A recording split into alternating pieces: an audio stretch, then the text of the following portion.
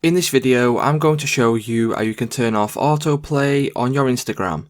For more tutorials, make sure you subscribe, and let's get right into it. So if you want to stop videos and things like that autoplaying on your Instagram, the first thing you'll need to do is head over to your Instagram app. And then once you are on Instagram, from there, what you'll need to do is head over to your profile.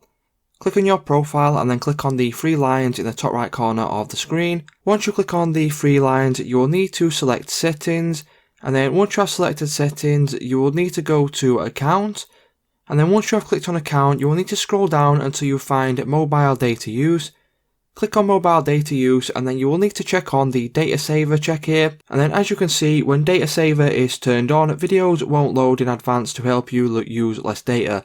So what this means is they will not autoplay the videos and they will not load them up until you click on them, and then that's how you can go ahead and turn off autoplay on your Instagram.